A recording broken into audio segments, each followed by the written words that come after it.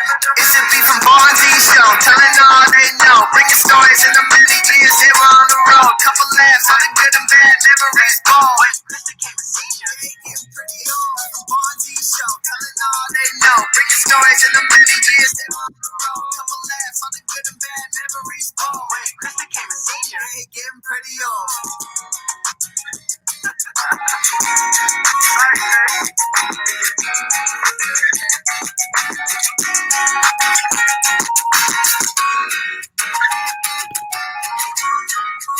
Well, good morning on this Tuesday, and like it or not, I'm back. So, to join internet personality and PBA Tour star and Weber Cup, yeah, I guess, sir. Weber Cup foe. Foe, that's right. You've been called worse than a foe. That's good. So. Oh yeah, definitely. So, how was your weekend of emotional roller coasters? A lot.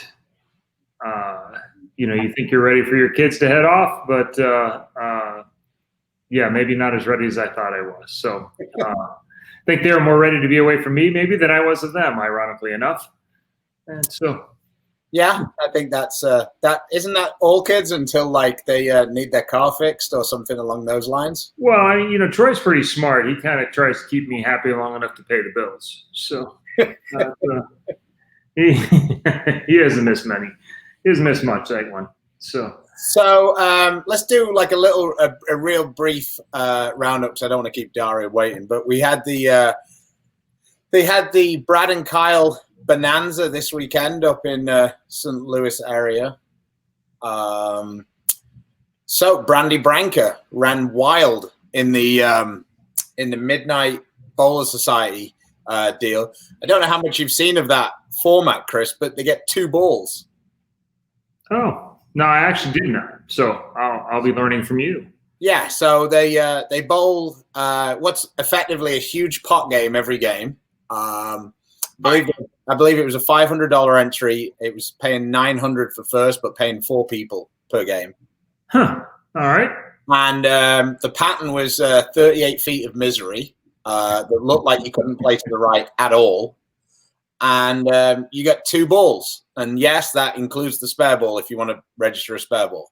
Oh, boy. And knock yourself out. So, yeah, it was Brandy Branca. From when I was watching, they bowled 8 games. I think that the guys won. They bowled $1,000 and it's 16 games, I think. It might not be. Maybe I've probably got that wrong. But anyway, they bowled 8 games and she put on a pretty good session. So I believe Verity Crawley ended up coming back to come second. Then there was the Brad and Kyle Open ladies tournament. 5 games on short, 5 games on a long pattern, cut to a step ladder. Shannon O'Keefe led. Jen Higgins with the Houdini show of all time managed to pull out the victory with possibly the most uncomfortable ball reaction I've ever seen on the short pattern, and she managed to win. It was unbelievable. If you want to check out that step ladder, it's on Brad and Kyle's YouTube page. Yeah, she I texted Sean Ryan about it, and I was like, wow, there's going to need to be some intervention for Jen to win. Just cliff notes for it. She spared the 210, the super washout, and a 369-10. And only to bowl 210, and Shannon hit the pocket pretty much every shot and bowled. I think it was like 213 to 207 or something of that. Oh, yeah, that's not much fun. It's kind of cool when you win one like that and you go, "Wow, I just had no business." Well, she also won the previous game by Sydney Brummett opening the 9th and 10th, and then she needed a spare on the short, and when Brooklyn had left the 6-pin. So, and that was like 170 to 160. So, yeah, it was quite impressive. I think Jen, if you asked her, she'd probably think she'd win that match about 1 time out of 100. But fortunately for her, that was the 1 time. And then, really briefly, they had a doubles tournament on the Sunday. That man Chris Prather led again with one of your guys from Wichita, Brandon Biondo. Yeah. But Dumb and Dumber, Kyle and Greg ran the ladder? Kyle. Cameron. No, Cameron. See, that's mean. I can't even get his name right when I'm being mean to him. But Cameron bowled 300 in the semi-final against Tommy Jones, so I bet he had a lot of fun with that because Tommy's more than a little cruel to Cameron. Well, Tommy reached out, tried to get him a little bit more on the straight path, and Cam refused. So that just both barrels there for Tommy after that. So yeah, I mean he does take advantage of Cameron's naivety. I think he likes a side bet, so he doesn't mind. And Brent Bowers was happy to oblige him. Yes, that's true as well. So, without further ado, let's get on with what people actually came here for. Exactly. So, many of you already know her. She probably needs no introduction, but this is what I do, so I get to talk for a minute. She's a PWBA Rookie of the Year. She's a PWBA titleist, the biggest strike ball on the PWBA tour, and probably the most popular player there as well. Let's welcome to the show, Hello. Daria. Hi, guys. How are you? I'm very good. Thank you for a very nice introduction. Really nice. So, Daria, I'm going to put my board up, and you can say it and translate it for the crowd. Alright. So it says, Dzień dobry, Daria. Mam na imię Beef Stew. It means, hi, good morning, Daria. My name is Beef Stew. So there we go. Very cool. Very cool. Google Translate didn't fail us too badly this morning. Yeah, not bad. No bad. There you go. Quick questions right off the top. What level of Candy Crush Saga are you on now? Oh, wow. I'm quite high. I don't remember. Actually, 300, I think. I don't know. I used to play that a lot. But Oh dear. Oh, you're a rag amateur in comparison to me and Dom. what? Oh no, mine and Dom's is Toy Blast. Ah, okay. That's the Well, one. actually, I'm level 1025. There you go. You're on what? 1025. 1025. Okay. Well, I mean, there you go. I used to play it when back in the day when I used to travel a lot and I would be on the planes and there was no Wi-Fi sometimes. I would just play Candy Crush. But So like March. yeah, those times have been put on pause and I'm hoping that it's going to come back soon. It is crazy now. So Verity coming in. Sorry. Verity's watching. So you got to be nice to her. Well, I haven't seen Verity in forever. I don't even remember the last time I saw her. I think maybe February. Yeah, it's kind of weird when you see all these people you used to see all the time, and now you basically traded Diana and Verity for your parents because you didn't see them almost at all, and now you see them every day, and you don't see Diana or Verity. I'm not sure that was a good deal, but it is what it is now. For you or for your parents? Sorry? For you or for your parents? For me, I think. Or maybe for both. I don't know. I'm a bit messy, so it must annoy them sometimes. Oh dear. I'm sure they're happy to have you home though. Yeah, I think so. I'm really unsure, but at least I'm closer with my sister now because she is 14 years older. So, when I was already old enough to be able to speak, she wasn't home anymore because she was studying, and then I went to the States. So we never really had a very big connection. But now that I'm home, we really, really connected, which is really cool. That must be the upside of the whole quarantine and pandemic. Yeah. How old is your sister, did you say? She's 14 years older, so she's 41 soon. Oh, wow. So you were telling us just before we went on that you actually got to bowl a tournament last weekend. Yeah, I did, which was really cool. So the tournaments in Poland, usually they're open, which means women and men bowl together. Women get 8 pins of handicap, just like on all the EBT tournaments in Europe. I think it was going on for 9 days. So you could qualify for, I guess, 8 days, and Sunday was the finals. I was bowling entry and re-entry 4 times, and I was really excited because I bowled really well. But then I made it to the next step, and it was groups. So you had to win within your group of 4 players on the lanes. That's when I gave up my handicap, and I beat 2 players, and then we bought 1 game. I was bowling against a Czech guy. It was a really cool match, but I started with a double, 7-10, 7-pin, 10-pin, and then I fell on the lane because my heel just flew off. And I'm like, okay, that's not cool. So I did end up losing that, finishing 5th. But it was a really cool time, the atmosphere on those tournaments, because in reality, in Poland, you don't make money out of bowling. So even if I had won, I guess it would just cover the costs of traveling and hotel and food. So everybody is just there like for fun and enjoyment of the sport, which is very refreshing, I think. We tend to just chase for the money, and we count how much money we've made every week. And here it's not like that. People just travel because they want to become better players to later on bowl the European Bowling Tour or World Bowling Tour or come to the States. But those tournaments are just like very competitive, but people are not money oriented, which is a different environment, I think. Yeah. Manny wonders, did you get a chance to drill any of the new global balls? So I did only drill 2 balls, the afterburner and the volatility torque. And afterburner, out of the box, I had 10 in a row, which I was really excited.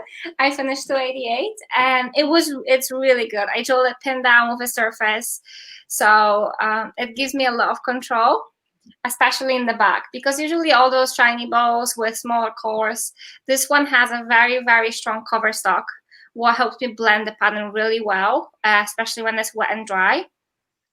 So I was just keeping it very tight to the pocket, and I think that was a very good line for that ball. And the volatility torque I've only thrown in the tournament, but it was a bit too strong for playing up the lane. So I'm going to have to test it a little bit more on different patterns. But I think it's going to be a very good step down from volatility, which I really like right now. I'm still waiting on the other balls, so I cannot wait. But still, I don't have much to bowl. That's how you break it down. Got to the point, bang, bang, done. Yeah. That is really good for people who cannot control their hook very much, which is me sometimes. That's why I like it. See, you've got a higher rev rate than both me and Chris. We wouldn't really know what that's about. Which color afterburner? Sorry? Which color afterburner? With the blue one or the purple one? Yeah. That's the one I drilled. The other one, because in Europe we get the balls a bit later than in the US, because you have to ship it to the distributor, and then the cross shops have to order it from the Netherlands. So it takes a bit more time, and I only could get 2 balls really fast. So those were the 2 I picked. And because I used to throw drift a lot, I figured that if I take the purple afterburner and drill it the way I used to have my drift, somewhat I'm gonna like it more than if I drilled it pin up and stuff. So I don't know why, but that was my guess, and I really like that ball. The other afterburner, I'm gonna drill a pin up, I'm gonna leave it shiny, and I'm gonna play up 10, and you guys have no chance with me. There you go. No chance. No chance. I don't know when we're gonna put it to the test, because I'm not sure when I'm gonna see you, but I can talk right now. Exactly. You can have big talk when there's no consequences. That's perfect. Yeah. But both me and Chris like that plan a lot as well. Yeah. The smack talk's most of the fun. Do you guys get to bowl a lot right now during the pandemic? Because I know both of you are in Texas. Yeah. I know some states are totally on hold, like California. I think New York is just opening. How is it in Texas now? We've been bowling a lot for a while.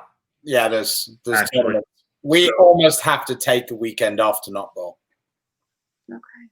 Yeah, pretty much. I was filling out a calendar between doubles team stuff and then now the SASBA tournaments. I can bowl about every weekend somewhere. Very cool. Yeah. Chris became a senior, so we've got a little jam. And yeah, so yeah, that's been good. We've got are you bowling the senior tournament this weekend, Chris? I am. See you there then. Yeah. Where is it at? It's in Fort Worth in Dallas area. Okay, is it PBA? PBA not right? Because No. It's a local association. It's I think it's 60-year-old, 2 50-year-olds, and then a guest. Yeah. On each team, Okay. 4-man team. So we have Paul McCordick, Keith Lesko, Anthony Lavery, and myself. So good luck. I'm bowling with. What'd you say? Like I'm bowling with Joe. live stream or anything like that to watch it? No, I don't think so. Yeah, there won't be a live stream for that one, I'm pretty sure. So Okay. it's a Swift format thing where you bowl a person across from you and then position around every game. So here you go. Andy Patterson says there are 4 tournaments going on in Texas this weekend.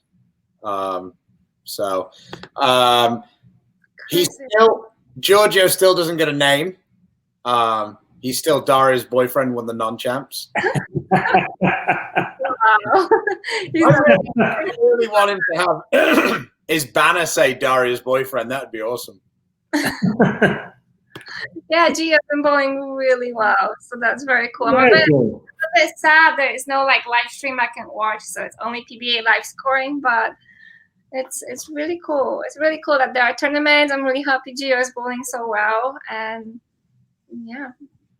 So when you were in Poland, and obviously you were on your national team, and you were getting ready to go to college, and this is somewhat, well, it's a little late for me because my boys have already chosen, but how did you go about choosing where you went to college? Was there anything about that process you would have changed if you had it to do over? Well, it was a very quick decision for me. I've met one of the coaches at the European Championships, Youth Championships, when I guess I was 16.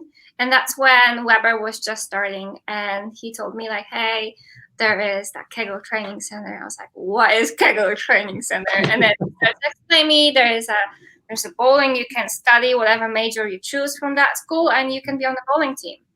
And I'm like, wow, you can literally do the degree and you can bowl and travel. Like, for me, I've never heard of anything like that. So my mind was already set on Weber. And then I think maybe a year later, Diana joined Weber. We were very close before college. So we stayed in touch, and I was asking her like millions of questions of like colleges and how everything works, the whole system. And she was really cool to explain me everything. She got me in touch with the coach, which was Randy, which is Randy still at the time for the girls. And he just told me how to apply. He got me in contact with the school, and it was quite smooth. It was lots of paperwork because of all that tests I had to do for English and all the other tests I had to take. But at the end of the day, I think it was quite quick. So I never looked at other universities. The only university I knew about was Wichita. But at the time, I was really wanting to be in Kegel because I was researching a lot about Kegel Training Center. I knew that a lot of my international friends were going to Weber, so I've never really looked into going to Wichita. But I have known about that school for a longer time as well. So those were just two that. What did you study? Hospitality. So it's basically business administration and hospitality and tourism. So everything that is down right now because of the pandemic. Yeah. Not a big employment option at the moment. Yeah. Really, which is crazy. But like also choosing a major was a very crucial point for me because I was in general business for the first year, and I was like, okay, I'm gonna just do general business, get all the schooling. And I was just thinking like, oh, if I go to have a job anywhere, like, what do I really know? What am I really interested in? General business is so general. I think it's really hard to find jobs. So then I was looking into the majors to where I can study that major and work in it anywhere in the world. So any law-oriented accounting was not an option for me because I knew that possibly I might not be living in the States all my life. And I wanted to make sure that with whatever major I have, I can be anywhere in the world I want to. And hospitality was great. We were just right next to Chili's, to Legoland, to Disney World, and the whole program, the whole major was really nice. So I'm stuck with it now. Well, you've become quite popular on social media. About how many followers do you have on all those? I think my social media slowed down a lot, and I'm not very active as I used to be because there's lots less happening in my life. I think I'm around 65,000 on Instagram, 30,000 on Facebook, which is really cool, just knowing that people want to follow you. But since I have moved to Poland and I'm in Poland right now, the algorithm had changed in the ways that my content is mostly shown to people from Poland or Europe, but I still keep my content bowling oriented and in English. So people that get to see my content are not very interested, and people who would maybe prefer to see my content, they don't see it because now Instagram has this location-based type of algorithm that it shows that, oh, you're based from Poland, so it's going to be shown more in your area. So I think that that's the reason of why my posts are not being seen as they used to be when I was traveling a lot, when I was in the States. But yeah, go follow guys. Yeah. YouTube. Oh my God, I didn't tell you. So I started a YouTube channel, right? I mean, I had YouTube channel for the longest time, but I just bought a different program that I'm working with to do the videos to make them cooler. And I've been doing one video for maybe a week, learning how everything is done. So I exported everything. I was watching it. I put it on my Insta stories like, hey guys, it's gonna be up on my YouTube channel soon. And then the last minute of the video, guys, I'm like 300 pounds. I don't know what happened, but something with the screen, like. So I'm like wider than taller. And I'm like, how did I do that? Like, so yeah, you can also subscribe on my YouTube channel. I'm really unsure when the next video is gonna come out, but I'm learning. I'm taking it easy. First, I have to lose some weight on that video, and What's your YouTube channel? if you put my name, Daria Pajak, in YouTube, you're gonna find it. I'm not 100% sure what's the name of the channel, but it pops out whenever you put my name in the search engine. Okay. And then your Instagram? Misspell my last name. It's Pajak. Okay, so just nice work. Yeah. just for reference, Daria, he spelled your name wrong as well. Just for reference, your YouTube channel is youtube.com/your name. I think so. I hope so. I literally just typed it in and it comes up. So if you ever want to do it, that's what you need to do. Okay. So yeah, I'm definitely gonna work on that too. Yeah. So hopefully the video is gonna be up soon. For now, you can guys follow me on. Oh, perfect. You can follow me on Instagram because I'm putting all the updates about my channel and all the videos. If you don't want to subscribe on YouTube, that's fine. Whenever the new video is up, it's hit the subscribe button. Yeah, guys, subscribe. No, it's all right. I'm just doing it for pure entertainment for now. I'm really not trying to get like overwhelmed with trying to post all the time on social media. I always do it when I really want to and when I have something to share with people. Yeah, exactly. Keep it organic. That's what I've always tried to do, and that's what I'm doing. And yeah. I use that excuse with Instagram, and that's why I've got 5,000 followers, because I didn't have anything to post, so I didn't post. Yeah, that's don't post. People don't get to see your content, and it's can you not cheat the system and just put your location as like, I don't know, the bowling center in San Antonio? No, I tried to like the base in Poland, but then it said that for people who join to go on my Instagram and they see my profile, it will say that I have hidden my location, which there's no point. You know, like I'm not really bothered by this. I just want to make sure that people who really want to see my content, they get a chance to see it in their feed. And yeah, well, on Facebook, I don't know about Instagram because I'm old and Instagram's young person's thing.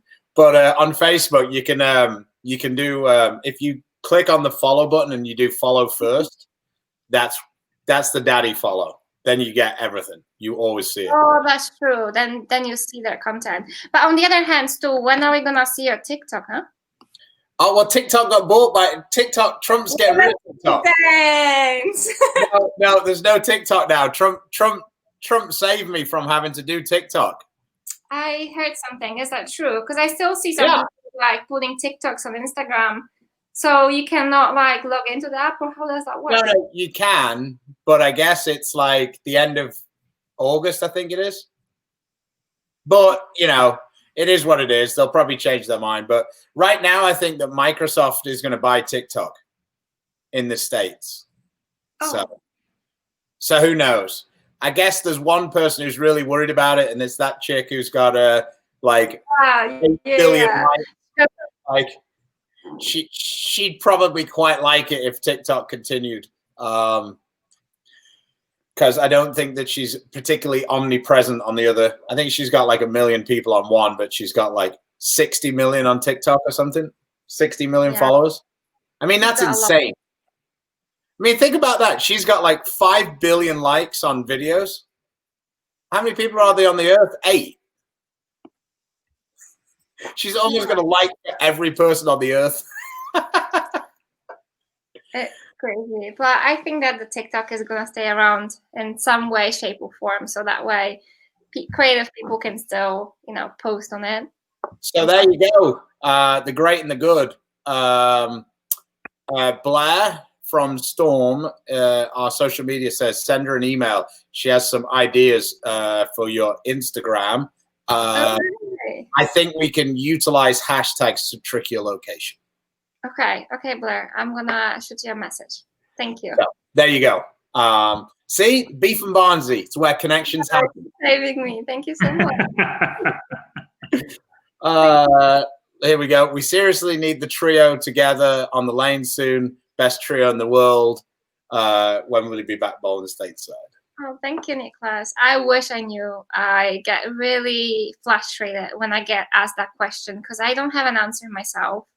It's not only about the borders being closed, the flights not really flying much to the States from Poland or any part of Europe in that case, but I don't have a visa yet. All the embassies are closed. So even if there was a flight, I will get into the border and they'll be like, you have no visa, sorry, and they will turn me back. So trust me, been there, done that. I know. So landed in the States and then getting back on the same plane and going home. That's what it is right now. And I think it was a very unfortunate time to where I left the States on March 3rd. I was meant to come back in April and the tour was canceled and my visa was put on hold. And now there's no flights, no tour, no visa for me. And there's no way I can get to the States now. No. Hopefully it's going to change soon, but I know that some of the guys have got somewhat similar issues, like with the because I don't know whether Poland uses that, but they have the visa waiver type thing, whatever it's called, the ESTA. Yeah, and like they don't exist at the minute, and it's just it's a mess. Yeah, I also heard that for now you have to be a citizen to be able to get into the States, citizen or even green card. Even like people on the visas cannot enter really because Trump has put a very strict rules over who can enter the country during the pandemic. So it's hard for a lot of people that are outside of the country right now. But I'm hoping that once the pandemic is going to calm down a little bit, everything's going to get back to normal. Yeah, we've got the Weber Cup coming up, and we've got to figure out the logistics of that because I think we can get into England. I'm just a little concerned about being able to get back into the States. So, Hi, Linda. Linda says Blair's the best. Hello, Daria. Oh yeah, and Beef and Barnzy. I might have read in her tone into that. I've just seen Linda. We were watching Queens from back in the day yesterday with my mom and my dad, and Linda was bowling. Like, hi, Linda. We still watch you bow, even though you're retired for I don't know how long now, but hashtag all out. Yeah. So my mom's on here too. So she was much more diplomatic. She just put us all in the same group. Hi, all. I guess. Thanks, she's Joe. efficient. Cool. Selwyn says you would have been great in the PBA league in either women's team. So there you go. Yeah. You were the person I got most shouted at when we did our mock draft. Me and Steve. Sorry. I mean, I was quite of a crazy bet because I was like 27 in points. Yeah. So nobody's going to really shoot for a person who is like 27th if they can take a person who was 5th, 6th, or 7th. I did actually expect that they would pick more people from outside of the top 10. Yeah, me too. It's fun. I'm not saying myself, but I'm saying Diana. I was very shocked Diana wasn't picked, to be honest, because when you look at her performing on TV, you would think that she would be one of the top picks because of how strong she is on TV, you know? I thought that Shannon Pulowski, I guess the ladies teams didn't have the same infatuation with the left-hand side as the men's teams do, because I actually pretty sure that if Shannon Pulowski would have been in the men's draft, that she would have got drafted. So just randomly. Basically, top 10 was picked, and it was boring. It was quite anticlimactic. Brad Miller would have been proud. It was fair. Yeah, exactly. So, oh no, that's just me. I rewatched a little bit of an episode last night when I was doing some editing, and we were Brad was campaigning for it to be just us to have the top 50 make the PBA league, and that was it. And there was no picking; it was just the top 50. So it would be really cool if that was a women's league, PWBA league, and like let's say you have the same type of format that you guys have, and then the winner of the girls' league bows the winner of the guys' league. Imagine like how cool that would be. No, I agree. So I got an explanation, Chris, from your mom. I'm liking it. It put me in the same category as you. I'd like this. She said, Stu, I gave 2 red hearts for you guys and 1 pink heart for Daria. Well, there you go. So that means that she likes me just as much as you right now. Crack the code. Well, that's no surprise. So anyone who's been around me for very long knows that that's a double-edged sword. So. Oh, dear. So, do you have any fun plans with your videos and things that you've got planned that people should keep an eye out for? I mean, I saw you did a spare shooting clinic. I was fascinated to see if you whiffed any in the clinic. Well, I did. It was a whole week of doing just spares, all right? You should give me a high five for committing to that. You had the notebook out and everything. Yeah, I was fully into it. I was preparing for a few days before I start recording. I was like, I might as well just like record everything I'm doing, because maybe there are some people who are missing the structure of the practices, or they don't know what they can do. So I'm like, I'm just gonna do that. And literally there was so much good coming out from the whole week. I wasn't really expecting it, because everybody says, oh, you have to work on the spares. But I think because my lines are usually open and my shoulders move a lot and my head moves, having to work on the spares and throwing it straight, it really calmed down my body, which is something I totally did not expect to happen. So I was very happy with that. And I got some good feedback from people who said it was very useful for them and motivated them to work a bit harder. So yeah, I'm doing it for those who really want to get better. And now I'm just going to be posting the video I'm working on right now that I'm a bit big. So I have to change the zooming options that I was trying to adjust before. I think that this video should be up today or tomorrow. And it's nothing crazy. It's just me playing the second arrow, because a lot of people claim I cannot play it right. I've seen it. I've seen it too. So it's basically 5 minutes of me throwing Ordnance Solid, one of my favorite balls, benchmark balls from 900 level. And it's going to be on YouTube soon. As soon as I figure this out, then I have another video that I have already recorded, and it's me cleaning up my bowling closet, my bowling arsenal with a lot of balls. I'm going to go through them and maybe have some flashbacks to the last time I threw them. Actually, there was a booyah that I found, and that was the booyah I used for the World Series when I bowled on Cheetah in 2016. And that was my first PBA cut that I made, and it brought up so many memories. So this video is also going to be up on my YouTube, but I really don't know how long is it going to take me. I want to do everything by myself. So even though I was offered help from people who do video editing really well, I felt like I really want to learn. So even though the videos I make might not be as cool now, I'm going to get better. So it might take more time now for me to publish everything, but it's coming. Hey, Daria, send that guy my way. I'm not at all worried about, having to do it all myself. I'm not proud. I'm more than Right is on here. We'll gladly take So help. who does your video editing? Do you do it by yourself? yeah. We're a 2-man team. Yeah. Cool. So I want to show you a fun video because I don't know if you've seen it, and not everybody will have seen it who follows the show.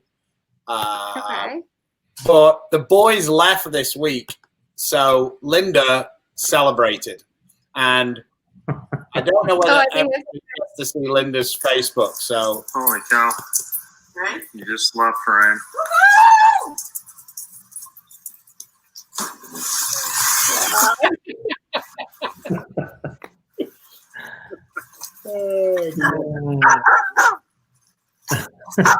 Oh, wait, my camera wasn't started. You have to do it again. Ever the comedian. Well, I only make myself laugh, but yes, Yeah. So your boys have left for college? they have. One is at Stephen F. Austin, and the other is at Wichita State. So Cool. it is. Cool. So yeah, I mean, I'm fascinated by that. I mean, Chris, I'm going to be back. I'm going to be back up on Thursday. I hope you're going to switch the air back on that section of the house. Yeah, we can turn it back on for you.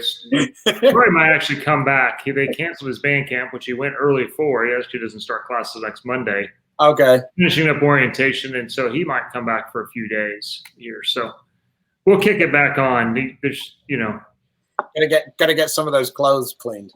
that's yeah, already.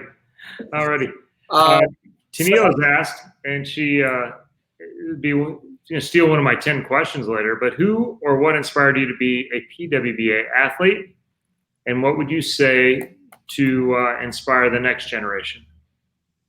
So when I was still in Poland before I went to college, so I was 19 and younger, the only professional bowlers that I knew, that I watched, were the ones who were representing their countries on AMF World Cups, World Championships. So it usually, for the women's side, it was Andreas Bailey and Kelly Kulik. Those names really stuck with me, and I was closely following them and really watching what they do. I was always amazed, how professional they were on the lanes. I was always like shocked of how calm they were when they were bowling. And I think it comes down to every athlete that I watched from the United States. They had different vibe on the lanes. They look really prepared, really professional. But I haven't thought about PWBA up until when it was relaunched. So when it was relaunched, I was still in Weber International University. I think it was my 3rd or 4th year. And we were in the car driving, and one day it was Diana Verity and I. And Diana's like, girls, you should go on tour. It's going to be so cool. We're going to be roommates. We're going to be traveling and bowling for a living. And I remember being like, she's out of her mind. Like, I'm going to be traveling all around the United States, bowling for a living. Like, I did not think that it was possible. But then I graduated, and I was like, okay, I'm going to try. And I was really scared. I was sure that I wasn't good enough. But I thought that, it's only now or never. And I knew that if I wasn't going to go on tour, I was going to miss that chance trying to maybe find job in my major. So seeing all the girls back then bowling on the live stream, Diana winning her first PWBA title, it was really cool to watch it. And I'm like, I want to be a part of it. So in 2017, I'm like, I'm all in. And it started with bowling the World Series of Bowling in December 2016. That's when I signed. A few months before, I signed with 900 Global, and I told them, listen, I am going on tour, and I really like your equipment. They signed me for 2 years then, I think. I remember it was 2 years. And I went on tour, and it was amazing. It was a different atmosphere. And for all the young girls that would like to be PWBA bowlers, I'm just saying you're never going to feel ready. It's always going to be scary. It's always going to feel like you're not good enough. And I think even after I had won my first title, or I was more successful than I had been before, I did always feel that I wasn't good enough. And I think it's just in your head. And if you feel like you love bowling and that's what you want to do, just go for it. There's a lot of girls that are really nice. The whole atmosphere, it's really cool. It's very professional. And early mornings, you walk in at 7, 8 a.m. into the bowling center. You see the girls holding coffee cups, are getting ready to prepare their equipment. It's something that I really miss right now, not being able to bowl on tour this year. So it looks like you've gained a fan in a coach here, but you've probably lost a few fans in his players. Love the spare video, Dara. Using it to show my high school kids that I can turn spare day into spare week. So I'm sure that you're popular with Toby, but Toby's kids probably aren't Daria fans anymore. Like, what the hell is this girl doing? Like, it's no fun. Yeah, for real. Like, yeah, wait till his kids that actually find out they want to bowl for a living, that spare day turns into spare week, turns into spare life. Because you don't ever really stop working on your spare game if you're trying to make the top end. Yeah, so, one so easy. One really quick way that you can actually improve your spare game, in my opinion anyway, is when you go to practice, ban yourself from pressing the reset button. Mm-hmm. I try not to do it. Because, I mean, I've found a way around that, though. I don't need to press the reset button because at the place I am at, you can set up just strikes every shot. But do as I say, not as I do. But that's actually a pretty good way to focus on your spares. And you also get to practice the ones you leave a lot, which you would think would be helpful. Yeah, I still suck at sparing the 210. Yeah, that's basically been my philosophy all the way through, because you just make yourself shoot spares all the time, because I do feel like it's also easier to make spares when you're shooting the 3rd through the 10th one in a row. Yeah. The only one that matters is how you do on the first one. Mm-hmm. I also find that it's a double-edged sword with that. Like, when you shoot like 10 pins in a row, like when you get to like 5 or 6, it's really easy. But once you get to like 9 or 10, you kind of get a bit like, oh, whatever. And you just go up and then you end up missing one because you're not like, because I don't know why, but it's so much easier to focus on throwing a strike shot in practice than it is to throw the 10th spare shot in a row. Mm-hmm. I don't know why that is, but I did have that problem when I was doing the 7 weeks spare challenge, but I really focus on every shot. I was really trying to have my practice intentional, because the first day I started with the spare test, and then I knew the last day was going to be a spare test, and I was totally going to be transparent. If I was going to do worse, I was going to post it. I didn't really care, you know? And I was like, in the middle, I was like, wow, like I really have to focus, but what if my spares don't improve? And all those days, I was very worried that, you know, I might be putting all this work and not get any outcome or anything positive out of it. And I was surprised I did. But I also did, when I was practicing, I was putting everything in my notebook. So if the day I was doing the 3 6-10s and 7 pins, let's say, I'll count how many I've made, how many I did not make. And then whenever I missed it and I had to put a cross, it really hurt. It really annoyed me, especially when I knew that I just went automatically and I wasn't paying enough attention. Mm-hmm. Which sometimes it happens at the tournaments too, you know, like you're so mad about not getting the 3rd, 4th, 5th strike, you leave a 10 pin, and sometimes you just go for it without even like really filling it in and taking a breath. So yeah, I was trying to take it really seriously, even though it was very boring. I remember I was bowling the European Tour in Sweden many, many moons ago, and I've told this story before, but I was bowling with one of the best Swedish bowlers, Göran Karlsson at the time. Super nice guy, the president of VBS, the Brunswick distributor. And I missed a single pin, and and I was, you know, pretty young and dumb at the time. And he said to me, you should take twice as long over a single pin as you should over a strike shot, you know, when you get up. And I go to him, why? And he goes, well, because you need to throw 2 strikes to get back that single pin you just missed. Wow, it's true. Huh. I think I'm going to have to remember. And then I didn't miss any more of that block. I didn't want to disappoint Mr. Göran. I think my moment was when I started bowling the high rollers, and you bowl those 2-game sweepers. And if you're bowling okay, missing a spare would cost you hundreds of dollars. And, you know, between $410 and $420. So that one might cost you $100. But if you missed a spare when you were bowling pretty good and it was $450 or $460, because they were hard, Mhm. The difference between 460 and 470 was $1,000. And then if you were bowling really well, the difference between winning and third or fourth was more like $10,000. And so, Yeah, like what Mika Koivuniemi did in the U.S. Open Finals. yeah, I mean, that's a guy who's always practiced spares, but yeah, I mean, that's a monstrous one that he would like to have back. Mm-hmm. Yeah, and we didn't need to ask him when he came on. If you could have one shot, which one would it be? No, we skipped over that question. We just skipped that one. We felt like we would have just heard the hang-up tone, the Yeah. Meek video just gone. You know, it's ironic because Mika is one of the better spare shooters, historically. Martin has a fun story about that, bowling in Aalborg with Mika. He left the 2-8 and he threw his plastic ball at it. And Martin goes, "Wow, Mika, that's amazing! Throwing you 2-8 at the spare ball at the 2-8." And Mika says, "If I do not make spares, my children do not eat." And then about 5 frames later, he flagged the 4-pin. Oh dear. So, I was reading the comments. which one? The guy Ryan was saying how he saw me bowling in Baton Rouge. Yeah. Queens. Yeah, I remember that tournament. There's also somebody saying that if I had enough confidence as Norm Duke, I would be.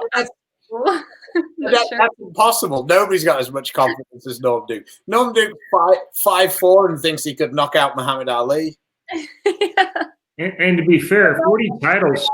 On the other hand, look, talking about Norm, I still have this in my house. I think I've shown it many times. So that was in, I think it was like 2008. So what did he write to you? Daria? Daria, keep up the great bowling. See you on tour soon. And I think when he wrote it, I was maybe 15 years old. So you were already about 6 inches taller than him. Probably, and definitely wider. And that's without the video edited. Yeah, that's my video. Yeah, if you guys want to see my video editing skills, I post it on my Instagram when I'm really big. You can see the quarantine really kicking in. Anyway, Yeah, that's my video editing. What's your viewpoint on this? Sorry, this is Craig Kisro writes in, there's a fine balance between not pushing the reset button and shooting the spares and trying not to get caught up bowling for score. How do you feel about bowling for score versus not bowling? So I will think that it really depends on where you're bowling. Like if you're bowling and the bowling center that is really busy with a lot of people, you have kids running on your approach, people looking at your scores. I think sometimes it's really good to just turn off the scores and just really bowl and focus on your physical game or whatever you're doing. But there are practices where you have to bowl for a score because you have to put some kind of a pressure on yourself when you are practicing. So there's 2 ways you can always do, and I think you should be practicing everything possible. So you should have practices when you don't have scores on and the screen is blank and you throw a first shot, you try to make every spare. You take videos, you focus on your physical game or just focusing on striking. And then there is moments when you have to bowl for scores and really trying hard to bowl as high as you can. So that way when you're bowling a tournament, you have that practice that you put in bowling on scores. So that way you're not freak out after you see front 5, front 6, front 7. And yeah, I do think that you should never click the reset button. And that's something that John Yanovich, used to say all the time when we're bowling at Kegel Training Center. He's like, if you want to become a better spare shooter, don't reset. And that's exactly what Stu said. So I think that's a very important advice for people to take. And if sometimes you get intimidated about people watching you and watching your scores, they see that you have a bowling jersey and that you might know more about bowling than they do. So they obviously start looking at your scores and you might be working on 3-6-10 spare and then people, watch you and you see them watching you. If that bothers you, just turn off the scores. Don't have any scores on the screen and just bowl. Being as the way you evaluate how well you're doing in bowling is scoring, I don't really have an issue with the scores being up. So, I mean, obviously, if you're just trying to get your footwork right, then you could almost be bowling on like shadow balls. Mm-hmm.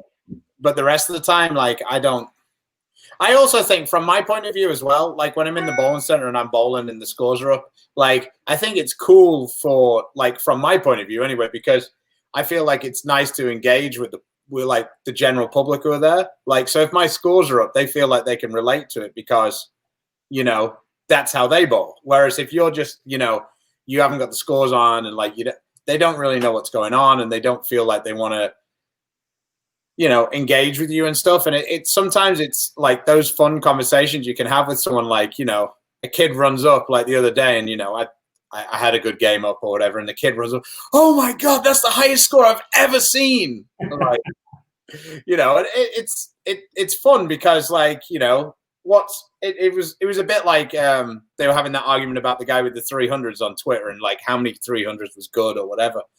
And it's like, if you're happy with the number, that's really good. And like to one guy, you know, I mean, there was a lady in Luxembourg. She said she'd only ever seen 300s in her life, and I'd bowled all of them. Wow. Like, because we just went to Luxembourg like 3 or 4 times in a row, and I laughed with Dom because one year we bowled Luxembourg, and I'd done really well there. I'd won the tournament one time. I think I'd come second or whatever. And then the next year we bowled, I bowled so bad in qualifying, like so bad. And it was almost impossible to miss the cup because there wasn't that many extra people playing. Mm-hmm. But everybody else had the buys, so they could stay in bed and whatever. So Dom was really pissed off because I didn't have any of the buys. So he had to drive down at 9 o'clock or 8:30 to drop me off. And then he came back at like 1:30 or something. And I said to Dom, well, don't worry about it. When you get back, the whole bowling center will be cheering for me. So anyway, I bowl in the morning and I shoot, like, I think I shot 299 the second game, and we were bowling 5 games. And Dom comes in and I'm bowling like, I think it was game 4, and I'm bowling on the end pair. And Dom was like, wow, it's kind of busy in here. And I said, yeah, they're all about to go to the other end. And like, I changed ends and all of these people walked down to the other end. And Dom's like, what is going on? I said, Dom, I told you, they're my peeps. Well, that's cool. You got to meet the fans. And then I ended up shooting 300, and that lady came over, and Dom's just like looking around, like, what's going on? Like, as all these people like screaming like crazy people, and like all the other people in that round were like the local bowlers and stuff. So you know, I won that round by like 200 pins or something. It didn't help me because it was like a 50% cut, but it was just funny that I had all these people like my peeps cheering me on. And that's why I think the scores, even if it's in practice, like like the amount of times like you'll have the front 7 or 8 and you'll be practicing, and like people will genuinely stop and watch. Like people still think bowling 300 is cool, whether it's practice or not, and whether it means, and it ends up, I don't know about you, but when you're bowling a good game and a few people start watching, you're like, oh man, don't screw this up. Don't screw this up. Really, like, so that part of it I think is fun. So Daria, this segue, how's your TikTok game? I stopped. Sorry, my phone. I stopped TikToking. Sorry, my phone was calling. I stopped TikToking, I think, a few weeks ago. And since it's banned, I might not do it anymore. I think it's very time consuming to record one good TikTok. And I think there is more that I can communicate with people by doing longer videos on YouTube or posting stuff on Instagram. But yet I still really enjoy watching some good TikToks. Maybe I'm going to be back. Yeah. I started looking at it and I was like, man, how do I figure out the music? Like, like, how is this not copyright? Why is that okay? How do I line up the video? I don't know how to get the light in. Yeah, it's a lot. Like when you do a good TikTok, it's quite a lot of work, I think. Yeah. I mean, one of my friends actually had a one video he did. It has, I think it has 1 million likes now. Wow. And all he did was, Charlie did a video where she went to start and she messed it up and she went like this. And it got like, I don't know, 10 million likes or something. And he put his video next to her going, that's how you get 5 million likes. And he just went, and he tagged her in it and it went bad. So he has like 100 people who follow him on TikTok and he's got like 250,000 likes or whatever it was. It was crazy. Like, and we were just laughing about it because he's just, he has this one video. Every other one of his videos has got like 5 likes, 10 likes, 1 million likes. Like, I think that's exactly what TikTok does different comparing to Facebook or Instagram. Some of your videos can go crazy viral, you know? Sometimes it takes one good video to make yourself a name on TikTok. I mean, I guess your friend hasn't really followed through on that, trying to make more. Well, but in general, he didn't really make a video. That's the problem. So Yeah. it wasn't like he had the skills to make one. He made it. And people were like, wow, that's cool. He literally just laughed at the girl with like 60 million people, and everybody's like, nah, that's funny. Like, what's he going to do? Do one of those once a day? She'd probably end up suing him. Well, I do think that she does a lot of TikToks a day, though, in order to stay up I there. think they said that if you want to be like a professional TikToker, you need to post 8 to 10 a day. Yeah, that's crazy a lot. That's a lot of work. Like, Yeah, I understand the crew who would get off my lawn, get a real job, but 8 or 10 TikTok videos a day, that's a lifestyle. Yeah, you have to be very creative to do that. Okay, guys, I think we're at the stage here. So Exciting times. exciting time. So we're going to do 10 frames with Daria. Everyone, well, maybe no one wants to know, but we're going to ask anyway. Go ahead, then. All right. Well, since we were on that, the segue there, we're going to start off with the first frame with the biggest mistake you've ever made on social media.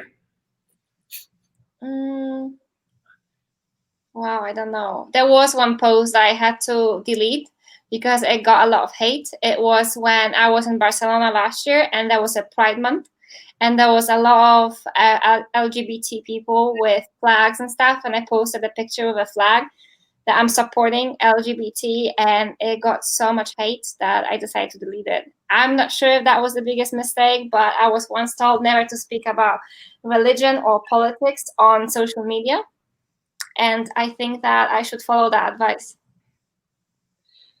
Okay. Well, yeah, they're polarizing things, evidently. Yeah, especially now, I think it's Sure. if you can stay out of some things, then it's better staying out of it. Yeah. Who's your celebrity crush? Oh, I don't really have one. You don't have a celebrity crush? Just Giorgio. I was about to say, have you seen Giorgio? Yeah, Giorgio is my crush, has been for a long time. But when it comes to like celebrity crush, I don't think I've ever really had one. You know, of course, when I was watching Brad Pitt, I really like watching him. But whether it's my crush, I don't know.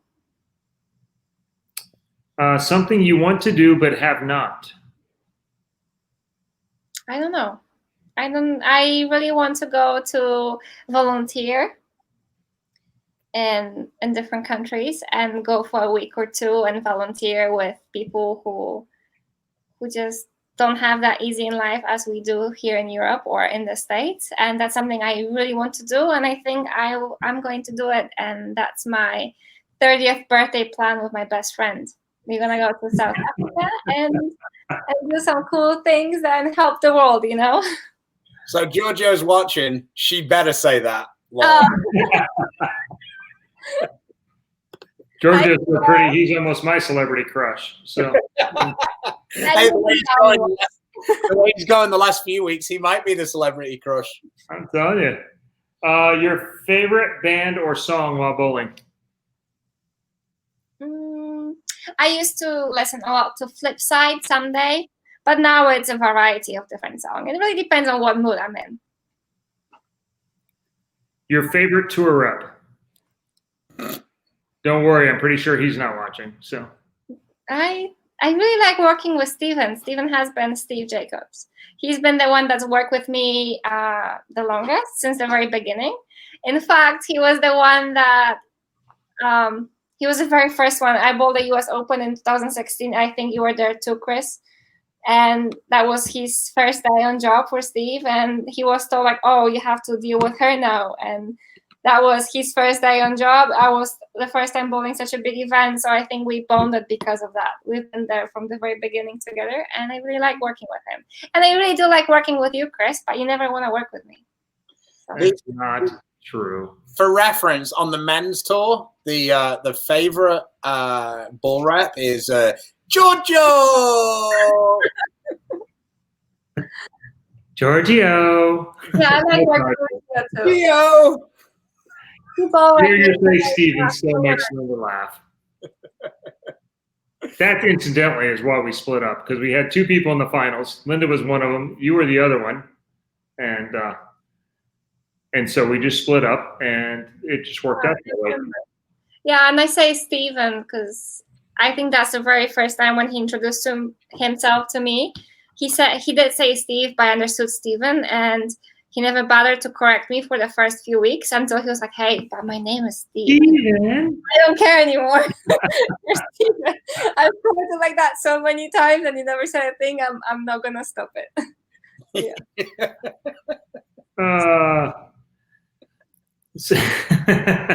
So what? So your best and worst roommate? I think my best roommates are the girls, Verity and Diana. I have not had a very bad experience with roommates yet. And I think it's because from the very first time I went on tour in 2017, I've only had maybe 2 or 3 different roommates, like here and there when I couldn't be with the girls or I was helping out another girl. I never had a bad experience. I could be the bad roommate because I have like 10 alarms. Look at you. Yeah, to be fair, Linda says she should have taken Steven at that U.S. Open and stuck you with me. So there we go. Man, empty nesting. This should be fun. All right, cool. Hey, Chris, you only have to survive another couple of days. I'll be there to referee. Yeah, we need translators. That's right. Who's the bigger diva, Verity or Diana? Diana. I think no one expected a different answer. I know how you cringed there, but yeah. Yeah, I mean, Verity's British. There's no diva in us. Yeah, that's what I Don't be. I really don't think Diana is a diva either, but when you have me pick between those two, I think it's more likely to be Dee than Verity. But so we do. We make devices. We divide and conquer here. That's what we do. So okay. Our just with those two though, our funniest part of having those two on was listening to the two of them say your name, because Diana went full Eastern Bloc every time she said your name. She's like, Daria. Yeah. And then Verity's just like, yeah, Daria. Like, yeah, Diana can say it very good because you say it Daria. Okay. Yeah, exactly. But she like really emphasized it like every time. It's really funny. I'm proud of it that she can pronounce it well. Yeah, she's the one person pronounces your name correctly. So yeah, one of not many that say it the right way. Pretty fair. So you've been called a lot of nicknames. What's your favorite, your least favorite, and what would you pick for yourself? I always had that problem. I've never had a nickname. All right. So when I was in school, my last name in Polish means spider, right? So Pająk, it means spider. So I had friends calling me by my last name saying, hey, Spider, right? Which is my last name, but it was very normal. I never thought it was a nickname. I was just being called out, and it's my last name. Uh-huh. And other than that, I've only had you, Chris, calling me a Polish princess, all right? Exactly. The Polish princess. As much as I don't like being called princess, because I don't think that I'm princess-like woman, but it always makes me laugh. So when I go back and you come up to me and it's like, oh, what's up, Polish princess? It always cracks a smile on my face. So as much as I don't really identify myself with that nickname, it always makes me laugh. So going forward, we need to start an Instagram competition, Daria. What your nickname should be for when you get back on the PBA tour. So, they can introduce you as the Polish Spider or something. And, you can come out in a Spider-Man costume or whatever for the show. Maybe. It's just nothing is really catching on, Like, I don't like anything really. I mean, you've got 100,000 fans on Facebook and Instagram. I'm sure one of them can come up with something that's cool. Maybe competition is now open, guys. You can write on my last post on Instagram or Facebook, whatever you think. Is that how we came up with the girls calling ourselves the trio? Because we did come up with a lot of different names, but everybody was calling us the three amigas or this and that, and a lot of people was like, "Oh, it's the trio," and it's like, wow, like we are the trio. So that's how people helped us come up with calling ourselves the trio. We used Andro, your teammate from Weber, chipping in with Chama. Oh, Chama, yeah. So the Latin guys call me Chama. Gio calls me Chama, Chamita. Andro as well. So yeah, I'm also called Translate for the rest of us. It's kind of like a girl, baby. I think it's more like girl. It's a slang. Yeah. So a lot of girls are just called Chama, Chamita, you know? It's nice. I like that. All right. I think we have time for maybe one more. So we talked about the one thing you would like to do, and you said nothing. So what's the one thing you have done but will never do again, or eat, or anything? I don't know. It's usually around something random that you're forced to eat in Asia. That has a lot to do with most people. A lot of things, but I usually try, and I don't regret trying. So no, I don't really have anything like that, to be honest. I do regret like messing up my knee because I was a bit silly at the gym and I was doing squats, and then I figured I was gonna do jump and do a heel click, and I did that, but I fell and I had a meniscus operation a month later, surgery. So I can say I regret this, but on the other hand, it was a lesson, you know, like not to do something like that because I'm making money off of bowling and my legs and my hands and my head. So if anything happens to that, then I might not be able to make a living. So that happened in college, and that was a lesson, but I still don't regret it, really. That's the equivalent of the guy who punches the wall and hurts themselves. Not only do you have to pay for the wall to be repaired. Wow, or like you hit the monitor or something, or oh no, that's Simo's favorite. Yeah, true. Solution. True.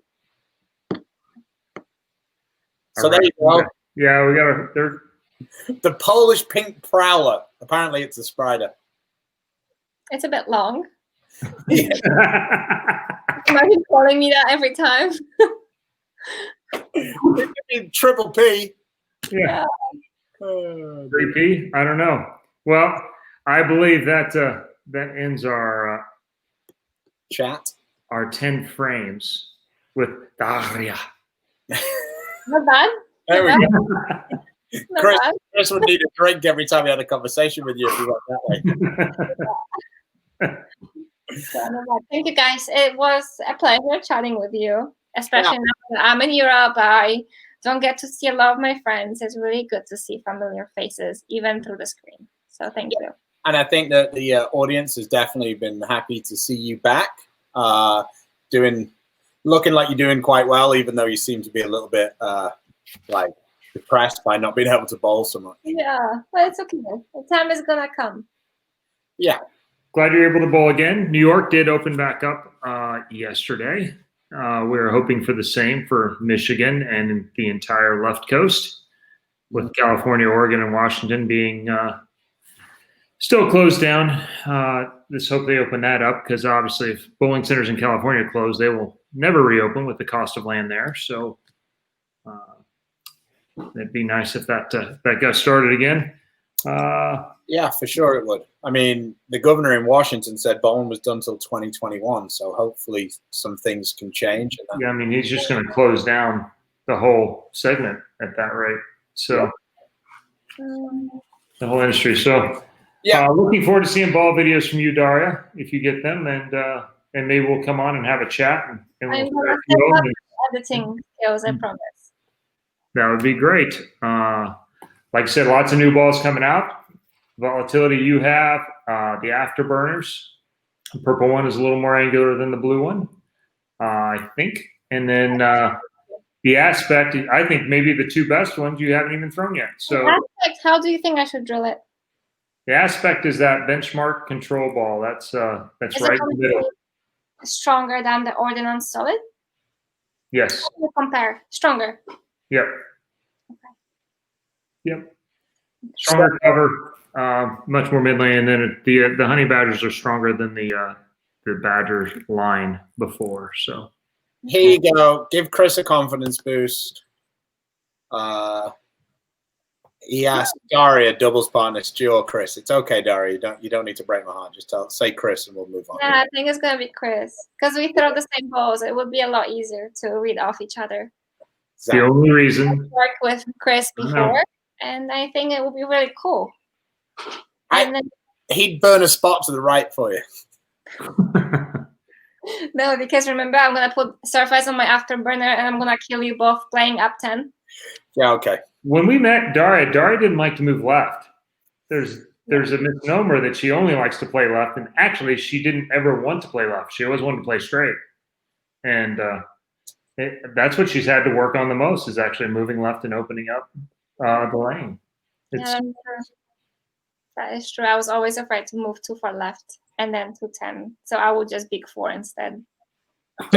I'll take my chances against you if you want to play straight using that pin axis boost. I'll take my chances.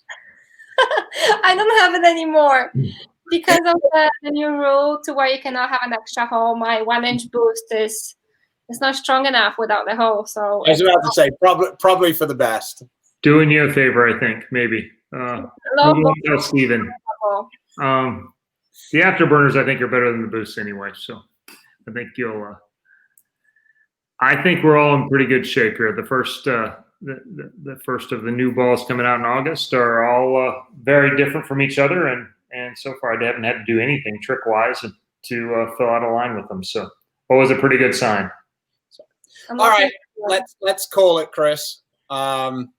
We will see you guys on Thursday. I think we're going to have an afternoon show because I am traveling up to Dallas, and me and Chris might have a bowling alley show from the bowling center.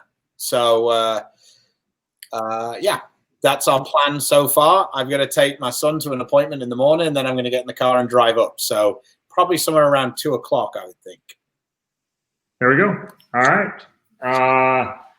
Once again, support our sponsors and small business, as you can see going across the bottom there, and especially today, our special 900 global guest. So, as well as Storm, Roto-Grip, Bowler Smart, Logo Infusion, 3G, Dexter, Vice, Turbo, Logo Infusion, and I forgot anyone? Master? There we go.